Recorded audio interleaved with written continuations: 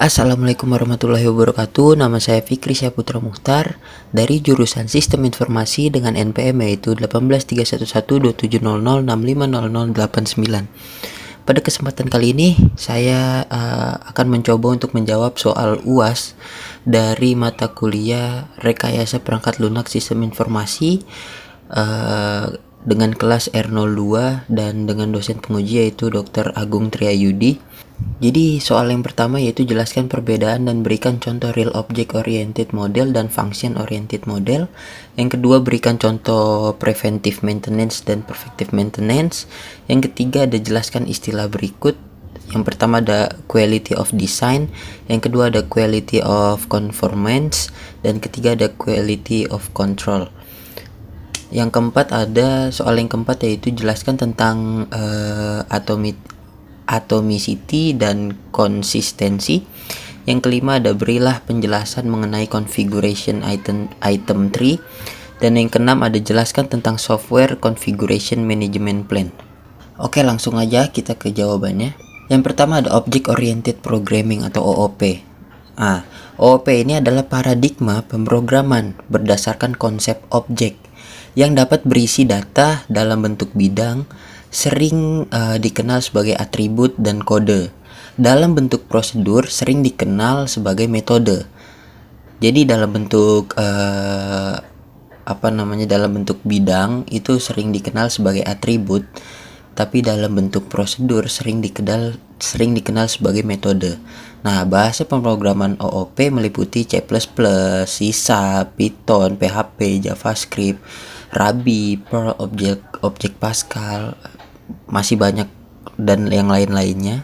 Itu adalah bahasa-bahasa pemrograman pada OOP. Nah, pada OOP ini semua adalah objek. Misalnya, objek bisa berupa seseorang. Orang itu akan punya nama. Nah, nama itu diibaratkan sebagai properti dari objek dan akan tahu bagaimana cara ia berjalan. Nah, itu metode. Metode atau metode dalam OOP dapat dianggap sebagai prosedur pada pada PP maksud saya. Tetapi di sini metode menjadi milik objek tertentu. Aspek penting lain dari OOP adalah kelas. Kelas dapat dianggap sebagai cetak biru untuk suatu objek. Nah, ini adalah salah satu contohnya, contoh codingannya dalam OOP. Selanjutnya ada functional programming atau FP. Ini adalah paradigma pemrograman gaya membangun struktur dan elemen pada program komputer yang menyuguhkan komputasi sebagai evaluasi fungsi matematika dan menghindari perubahan keadaan dan data yang bisa berubah. Nah, pemrograman fungsional ini itu adalah tentang bagaimana cara meneruskan data dari suatu fungsi ke fungsi lain untuk mendapatkan hasil yang dikehendaki atau yang diinginkan. Dalam FP ini atau functional programming ini, fungsi diperlukan sebagai data. Artinya, kita dapat menggunakannya sebagai parameter, mengembalikannya, membangun fungsi dari fungsi lain, dan membangun fungsi khusus. Selanjutnya kita masuk ke soal nomor 2. Pengertian preventive maintenance. Jadi, preventive maintenance ini adalah pemeliharaan ya. Karena maintenance itu adalah pemeliharaan. Preventif. Jadi, pemeliharaan preventif sangat penting untuk mendukung fasilitas produksi yang termasuk dalam golongan critical unit atau unit-unit yang penting banget gitu. Teknik perawatan ini dilakukan secara inspeksi terhadap aset peralatan untuk memprediksikan terhadap kerusakan atau kegagalan yang akan terjadi. Contohnya jenis pekerjaan yang termasuk dalam pemeliharaan rutin pada dasarnya adalah usaha pemeliharaan yang dilakukan tanpa melalui proses pembongkaran. Bentuk pekerjaan dalam pemeliharaan rutin ini antara lain adalah yang pertama itu ada inspeksi rutin dan yang kedua adalah pengetesan rutin. Ini masuk ke dalam preventive maintenance ya, atau perawatan preventif. Yang pertama ada inspeksi rutin. Inspeksi rutin ini adalah Ini merupakan peninjauan secara visual terhadap kondisi fisik komponen dari unit instalasi peralatan produksi. Nah, pekerjaan ini biasanya dilakukan secara rutin setiap hari sampai 1 minggu sekali, tergantung kebutuhannya.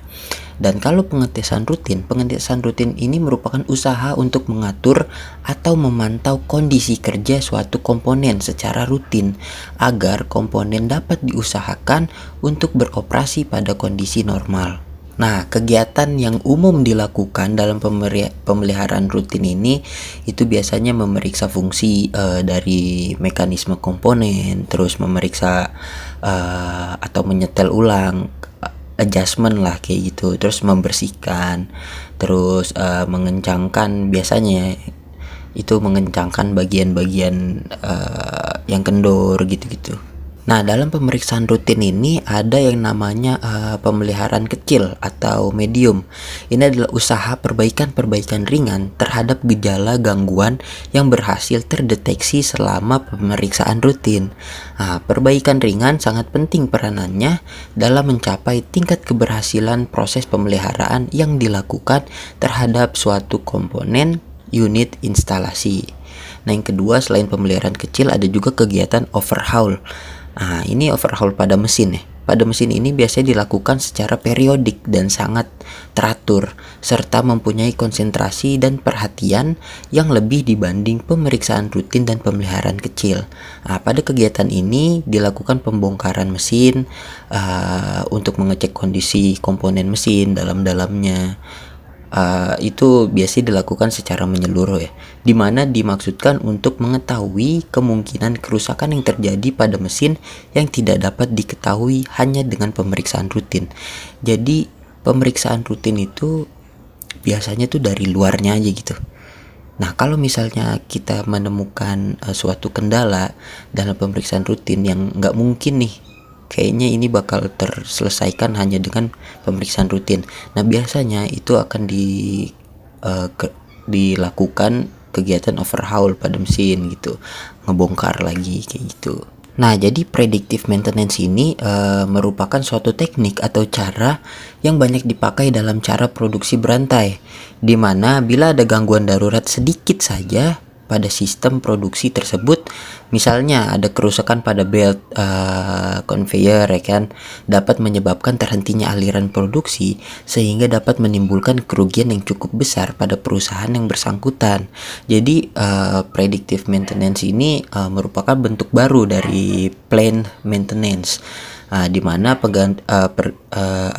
melakukan pergantian komponen atau suku cadang dilakukan lebih awal dari waktu terjadinya kerusakan. Ibarat peribahasa, lebih baik mencegah daripada mengobati, seperti itu maksudnya. Contohnya misalnya di kelistrikan, seperti misalnya kabel. Nah, kita melihat nih, wah kayaknya nih kabel udah mulai nggak bagus atau kualitasnya udah mulai menurun. Sebelum kabel itu rusak dan menjadi berbahaya, maksudnya akan membahayakan, maka kabel itu harus segera diganti. Seperti itu predictive maintenance. Melihat sedikit, wah ini udah kurang bagus kayaknya, daripada nanti terjadi hal-hal yang enggak, langsung aja diganti yang baru, seperti itu. Nah, kita masuk ke soal nomor 3, yaitu jelaskan istilah dari quality of design, quality of conformance, dan quality control. Quality of design atau kualitas dari rancangan ini adalah fungsi berbagai spesifikasi produk. Artinya atau maksudnya fungsi dari suatu produk sama, hanya desain produk yang berbeda. Suatu produk dikatakan memenuhi kualitas rancangan apabila produk tersebut memenuhi spesifikasi produk yang bersangkutan secara fisik atau performance saja. Kualitas desain digunakan untuk menentukan target pasar yang akan dimasuki oleh perusahaan. Bila pasar sudah ditentukan, maka untuk memenangkan persaingan, karena di setiap pasar itu pasti ada persaingan. Nah, untuk memenangkan persaingan ini adalah dengan kualitas. Dan disinilah kualitas kesesuaian menjadi penentu. Dan kualitas rancangan ini benar-benar kritikal lah, krusial untuk bisa bersaing di pasar suatu perusahaan. Kita tuh harus memperhatikan rancangan kualitas ini, atau kualitas rancangan, maaf maksud saya. Yang kedua ada quality of conformance atau kualitas dari kesesuaian. Kualitas kesesuaian adalah ukuran mengenai cara produk memenuhi berbagai persyaratan atau spesifikasi. Suatu produk dikatakan memiliki kualitas kesesuaian apabila produk tersebut tidak menyimpang dari spesifikasi yang ditetapkan dan dapat memenuhi permintaan konsumen sehingga konsumen lebih merasa puas dengan produk yang diterimanya. Kualitas kesesuaian ini misalnya kualitas kesesuaian yang tinggi itu menyebabkan total biaya menjadi rendah karena biaya yang dikeluarkan untuk keperluan produk rusak atau cacat tidak ada lagi. Untuk itu, kualitas kesesuaian harus benar-benar diperhatikan oleh pihak manajemen tentunya dengan mengadakan perencanaan dan pengawasan kualitas yang baik sejak awal. Yang terakhir yaitu ada quality control. Quality control ini adalah pengendalian mutu dalam sektor industri.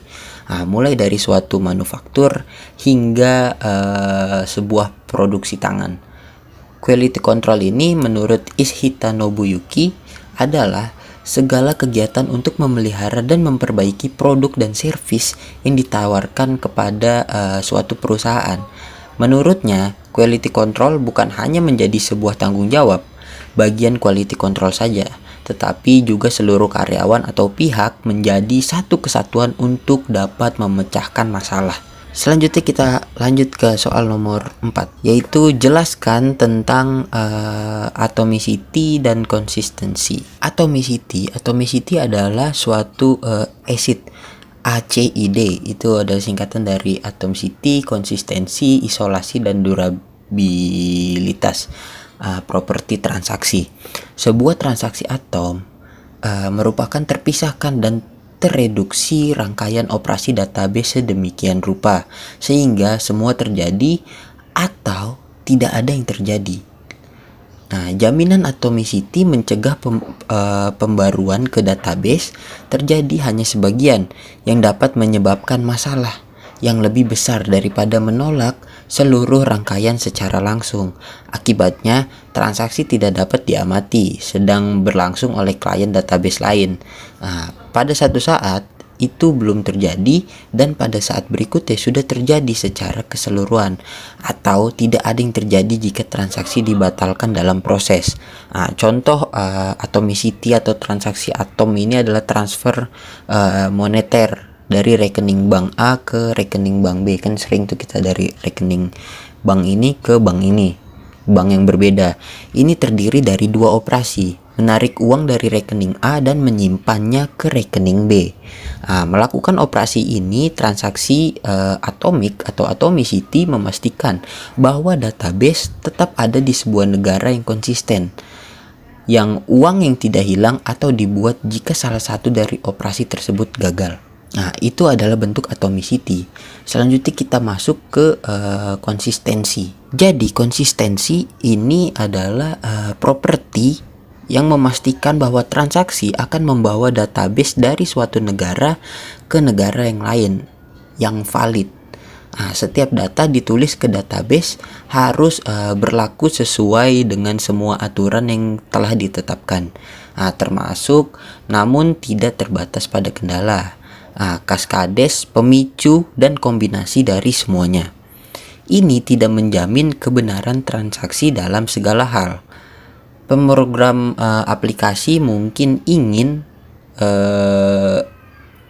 yang merupakan tanggung jawab dari kode aplikasi level, tetapi hanya bahwa kesalahan pemrograman apapun tidak melanggar aturan yang ditetapkan. Itu adalah konsistensi. Selanjutnya kita masuk ke nomor 5, tentang configuration item tree. Jadi ini adalah informasi yang dibuat sebagai bagian dari proses software engineering, merupakan bagian tunggal dari spesifikasi yang besar atau satu test case dalam sebuah kumpulan tes.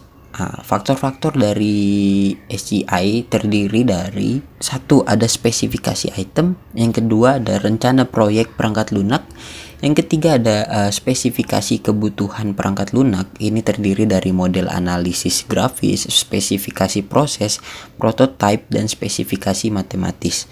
Yang keempat ada preliminary user manual.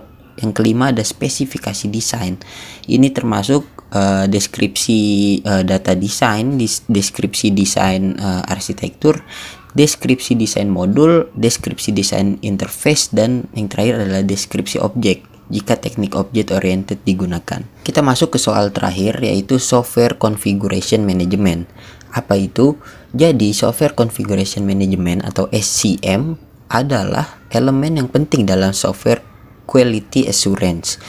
Tanggung jawab utama SCM adalah melakukan kontrol terhadap perubahan.